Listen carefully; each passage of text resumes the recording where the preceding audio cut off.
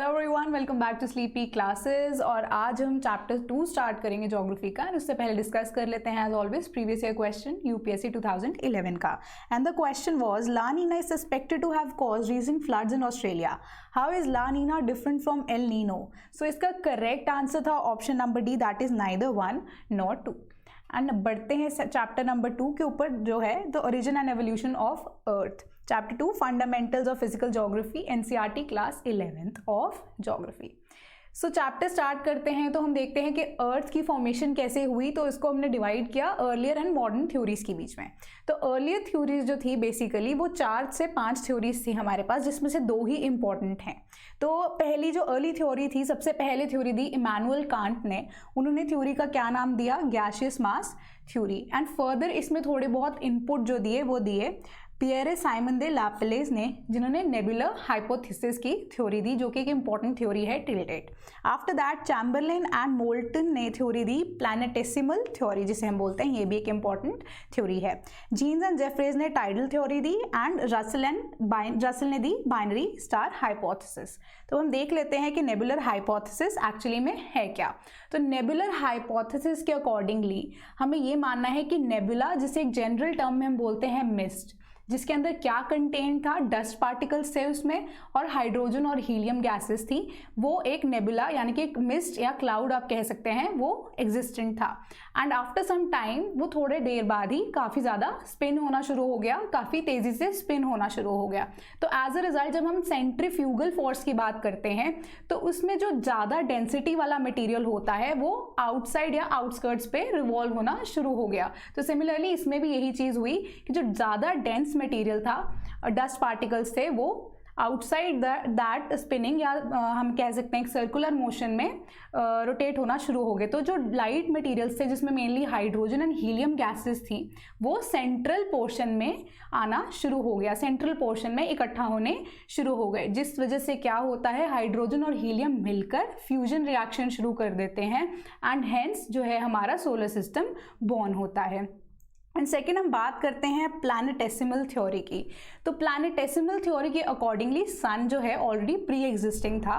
And similarly एक star again सन के पास आता है एंड दे बोथ कोलाइड। तो क्या होता है, एज अ रिजल्ट थोड़ा बहुत ब्रेक जो होता है आपस में टकराने की वजह से, कुछ पार्टिकल्स जो हैं सन के या कुछ उस स्टार के जो है टूट जाते हैं and they start revolving around the सन।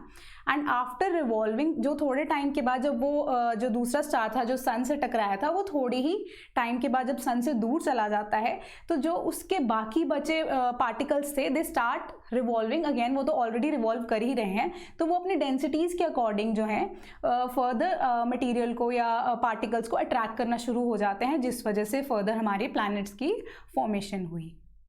तो ये थी हमारी अर्ली थ्योरीज। तो मॉडर्न थ्योरी में वाइडली एक्सेप्टेड जो हम देखते हैं एक ही थ्योरी है, that is the big bang theory. तो बिग बैंग थ्योरी के अकॉर्डिंगली एक बहुत ही माइन्यूट पार्टिकल था या माइन्यूट बॉल थी, and that ball was so dense, और बहुत ही ज़्यादा हाई हम कह सकते हैं डेंस बॉल थी, हाई टेम्परेचर था। एंड वो थोड़े टाइम बाद ही या कुछ समय बाद ही वो कह सकते हैं हम कि वो कोलैप्स हो गई, या उसमें हम कह सकते हैं एक्सप्लोजन हुआ। तो इस एक्सप्लोजन के साथ साथ ही, क्योंकि बहुत ज़्यादा एनर्जी भी रिलीज हुई, हीट भी रिलीज हुई, तो बहुत ही हम कह सकते हैं अनस्टेबल वातावरण बन गया। अनस्टेबल था सब कुछ कि कोई भी पार्टिकल जो है आपस में कंबाइन नहीं हो सकता था। तो थोड़े ही हम कह सकते हैं विद इन अ मिनट और सो वो टेम्परेचर जो है फर्दर कूल डाउन होना शुरू हो चुका है।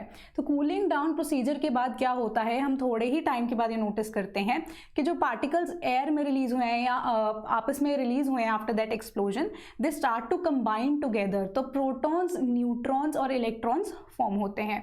तो थोड़े ही और कूलिंग डाउन प्रोसेस होता है, तो प्रोटॉन्स और न्यूट्रॉन्स आपस में कोलाइड होकर जो हमारे सिमिलर जो प्रोडक्ट्स हैं या गैसेस फॉर्म करना शुरू कर देते हैं, या लाइटर मटेरियल्स फॉर्म करना शुरू कर देते हैं। तो ऐसे ही हाइड्रोजन एंड हीलियम की फॉर्मेशन हो जाती है। फर्दर कूलिंग डाउन प्रोसीजर शुरू होता है, तो हाइड्रोजन एंड हीलियम मिलकर आपस में मैटर बनाना शुरू करते हैं, and similarly the process of solar system या हमारी अर्थ जो है वो बॉर्न होती है। तो हम देखते हैं फॉर्मेशन ऑफ स्टार्स। तो फॉर्मेशन ऑफ स्टार जो है नेबुलर थ्योरी से ही कहीं ना कहीं हम देखते हैं प्रेरित है।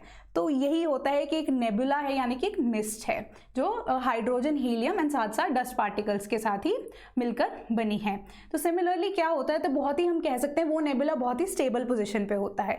तो हमारे यूनिवर्स में और भी बहुत सारे हम कहते हैं फिनोमिनास अकर होते हैं। तो उस जो फिनोमिना या फिर जो एडजेसेंट फिनोमिना हो रहा है गैलेक्सीज का या फर्दर स्टार्स का, एस्ट्रॉइड्स, मीटियोर्स, वो जब पास करके निकलते हैं या उनमें कोई भी ऐसा एक्सप्लोजन होता है जिस वजह से फर्दर जो है बहुत सारी एनर्जी एक एग्जिस्टिंग नेबुला के पास से निकलती है या उसके अंदर हम कह सकते हैं कोलाइड करती है, तो जो स्टेबिलिटी है वो कहीं ना कहीं उस नेबुला की हिल जाती है। तो फर्दर जो उसमें रिएक्शंस शुरू हो जाते हैं। तो हाइड्रोजन एंड हीलियम की स्टेबिलिटी बेसिकली जो है उस टाइम पे खराब होती है and they again start with the fusion का रिएक्शन शुरू हो जाता है उसके बीच में। तो फर्दर उसकी डेंसिटी बढ़नी शुरू हो जाती है, सर्कुलर मोशंस में ही अगेन वो घूमना शुरू कर देता है। तो हाइड्रोजन और हीलियम की वजह से क्या होता है, मास बढ़ना शुरू हो जाता है, मास बढ़ना शुरू हो जाता है तो डेंसिटी बढ़नी भी शुरू हो जाती है। तो वो आसपास के अपने जितने भी हम कह सकते हैं पार्टिकल्स हैं या जितने भी कह सकते हैं एलिमेंट्स हैं उसे और भी खींचना शुरू कर देता है अपनी तरफ। तो सेंट्रल पोजीशन में वो फर्दर जो है रिएक्शंस चलता ही रहता है and therefore a star is born. थोड़े ही थोड़ा तो नहीं बट काफी लंबा प्रोसेस है एक स्टार का। So a star that is a protostar is born. तो हम देखते हैं फॉर्मेशन ऑफ प्लैनेट्स। तो अगेन ये कंटिन्यूशन में रहेगा उसी चीज़ के नेबुलर हाइपोथेसिस के सेंटर में हम कह सकते हैं प्रोटोस्टार इज बोर्न। ठीक है, तो जो हमारे less denser particles again centrifugal force की वजह से क्या होगा, वो हमारे कॉर्नर्स पे ही कहीं ना कहीं एक्यूमुलेटेड रहेंगे।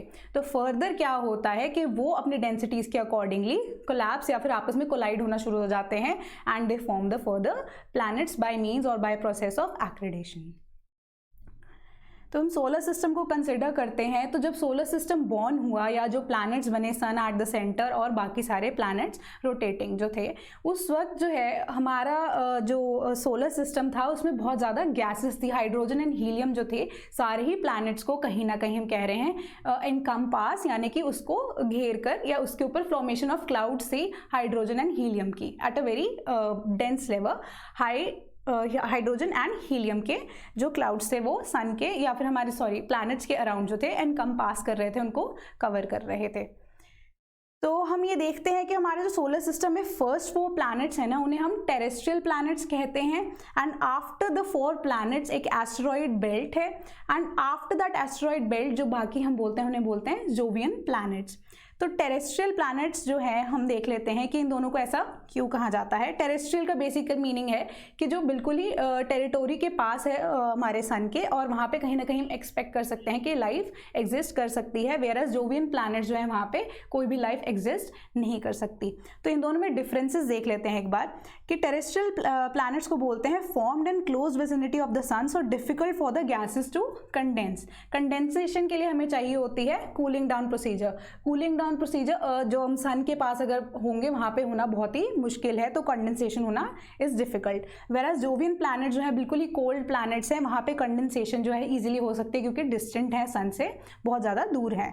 सेकेंडली टेरेस्ट्रियल प्लैनेट्स में है कि high solar winds to wash off gases and dust particles. तो वही मैंने आपको बताया कि क्योंकि अर्थ जो है या बाकी फर्स्ट 4 प्लैनेट जो है हम कहते हैं कि सोलर सिस्टम के बिल्कुल या सन के बिल्कुल ही पास हैं, तो इस वजह से सन की विसिनिटी में काफ़ी ज़्यादा है ये।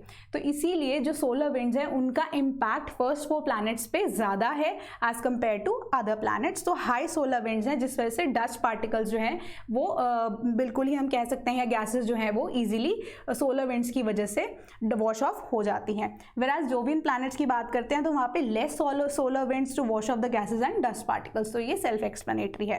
और एक और डिफरेंस है that is small size and density होती है टेरेस्ट्रियल प्लैनेट्स की। तो वही मैंने आपको बताया, जब हम सेंट्रीफ्यूगल फोर्स की बात करते हैं तो लेस डेंस जो मटेरियल था वो आगे ही रहा और जो मोर डेंसर जो मटेरियल था वो पीछे वाली साइड यानी कि बिल्कुल कॉर्नर्स पे उसी हिसाब से एडजस्ट करता रहा। तो इस वजह से जो टेरेस्ट्रियल प्लैनेट्स हैं वो स्मॉल हैं साइज में एंड डेंसिटी भी उनकी कम है एंड जोवियन प्लैनेट्स जो है उनका साइज बहुत बड़ा है and they are highly dense. तो हम देखते हैं फॉर्मेशन ऑफ मून जिसको हम बोलते हैं the big splat. The big splat में क्या हम कंसिडर करते हैं कि अर्थ के पास एक अर्थ जब एग्जिस्ट हुई या अर्थ जब बनी, उसके अंदर कोलैप्स हुआ एक मटेरियल या फिर एक बॉल हम कह सकते हैं, या एक बॉडी जो कि मार्स से 3 टाइम थी साइज में, वो अर्थ में कोलैप्स होती है। तो क्या होता है कि अर्थ के कुछ पार्टिकल्स जो हैं वो डिस्ट्रक्ट हो जाते हैं या अर्थ से सेपरेट हो जाते हैं, और ग्रेविटेशनल फोर्स की वजह से अर्थ के अगेन या इर्द गिर्द घूमने लग जाते हैं ना सर्कुलर पाथ। तो क्या होता है कि अर्थ के जो पार्टिकल्स वो सर्कुलर मोशन में तो घूम ही रहे हैं, देन अगेन वो कंबाइन होना शुरू हो जाते हैं and they form the moon. तो हम देखते हैं एवोल्यूशन ऑफ द अर्थ में, एवोल्यूशन ऑफ लिथोस्फीयर पर्टिकुलरली। तो अर्थ जब फॉर्म हुई, इनिशियली वही था कि गैसेस थी, हीलियम और हाइड्रोजन की, तो उस वजह से वो बहुत ही इनिशियल स्टेज थी। ठीक है जी। तो अर्थ एक वॉलेटाइल यानी कि अनस्टेबल स्टेज में थी।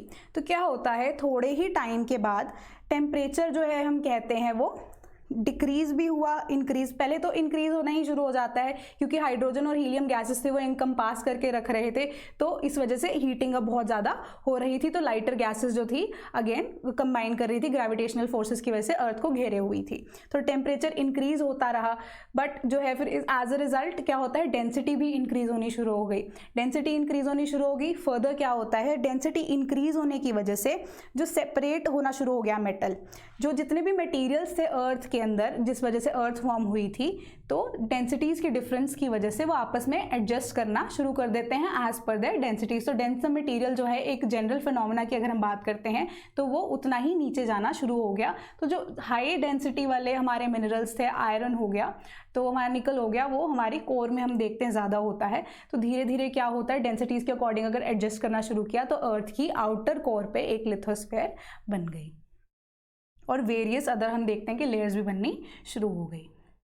तो हम देखते हैं formation of atmosphere and hydrosphere. तो एटमॉस्फेयर की फॉर्मेशन जो है वो 3 फेजेस में होती है। तो इनिशियल फेज में अगेन आई विल रिपीट कि हाइड्रोजन और हीलियम का जो क्लाउड था वह इनकम्पास कर रहा था अर्थ को, बट ग्रेजुअली वो हमारा जो एटमॉस्फेयर है वो ट्रांसपेरेंट कैसा होना शुरू हुआ, क्योंकि सोलर विंड्स ने उन्होंने क्या किया, हाइड्रोजन और हीलियम गैसेस को पुश अवे कर दिया, और क्या होता है कि अर्थ का जो एटमॉस्फेयर है क्लियर हो जाता है, एकदम ट्रांसपेरेंट हो जाता है। तो सिमिलरली फर्स्ट स्टेज में हमारे पास क्या होता है, हाइड्रोजन एंड हीलियम को हमारे जो सोलर विंड्स हैं वो कर देती हैं वॉश ऑफ। तो सेकेंड फेज में अब क्या होता है कि अब वॉश ऑफ हो गई हैं जब वो हाइड्रोजन और हीलियम गैसेस, तो क्या हुआ, आसपास का सराउंडिंग है जो अर्थ का वो बहुत ही ज़्यादा ठंडा होता है। बिग बैंग में हमने पढ़ा था कि ठंडा होता है, तो ठंडा होने के बाद कूलिंग डाउन प्रोसेस जो शुरू हो जाता है, एंड साथ ही साथ डेंसिटीज़ के अकॉर्डिंगली हम देखते हैं कि जो मटेरियल है वो आपस में सेट होना शुरू हो गया। तो उस वजह से जो एनर्जी या फिर हीट जो है अर्थ की तरफ से रिलीज होती है, mainly in the form of water vapour. साथ में मीथेन गैस देखते हैं, हम कार्बन देखते हैं, ये सारी की सारी जो ग्रीन हाउस गैसेज हैं वो हवा में आना शुरू हो जाती हैं क्योंकि गर्मी निकल रही है, कूलिंग डाउन प्रोसेस जो है वो शुरू हो जाता है। तो क्या होता है, क्योंकि अब देख रहे हैं कि सन का भी इम्पैक्ट अर्थ के ऊपर पड़ रहा है, तो सिमिलरली जो वाटर वेपर है जब वो ऊपर जाते हैं तो अगेन कंडेंसेशन प्रोसेस शुरू हो जाता है, जिससे बारिश आनी शुरू हो जाती है। बारिश आनी शुरू होती है तो जो हमारी कार्बन डाइऑक्साइड है वो भी पानी के साथ मिक्सअप होके जो अर्थ में डिप्रेशंस थी उनको फिल कर देती हैं। सेकेंड स्टेज में बना हमारे एटमॉस्फेयर के साथ ही साथ हमारा हाइड्रोस्फेयर। हाइड्रोस्फेयर भी हमारा साथ ही साथ बनना शुरू हो जाता है क्योंकि बारिश आती है, अगेन वो भर देता है पानी को या डिप्रेशंस जो थे अर्थ में, तो इस वजह से क्या हुआ, हमारे ओशंस या वाटर बॉडीज़ की फॉर्मेशन होनी शुरू हो गई। तो अगेन सिंपल हमारा वाटर वेपर्स फिर से इवापोरेट होते हैं, तो बहुत ही ज़्यादा बारिशें दोबारा से आनी शुरू हुई, ओशंस बन गए एंड वाटर बॉडीज़ फर्दर अभी तक टिल एग्जिस्टिंग हैं। तो सिमिलरली अगर हम बात करें थर्ड स्टेज की, थर्ड स्टेज में अगेन लाइफ ऑन अर्थ जो है हम देखते हैं स्टार्ट हो जाती है, क्योंकि पानी भरना शुरू हो गया तो life in the ocean start होती है, फोटोसिंथेसिस वाला प्रोसेस शुरू हो जाता है, फर्दर रेस्पिरेशन ट्रांसपिरेशन वाला प्रोसेस शुरू हो जाता है। तो एक सिंपल जो लाइफ अभी हम जी रहे हैं that is the third phase जहां पे हमारा एटमॉस्फेयर बना। तो यही था इस चैप्टर में। तो अगला क्वेश्चन हमारा यूपीएससी प्रीवियस ईयर क्वेश्चन 2012 का है, which is which one of the following sets of elements was primarily responsible for the origin of life on earth. तो लेकर आएंगे इसका आंसर नेक्स्ट लेक्चर में। Till then keep studying and keep supporting. Thank you so much.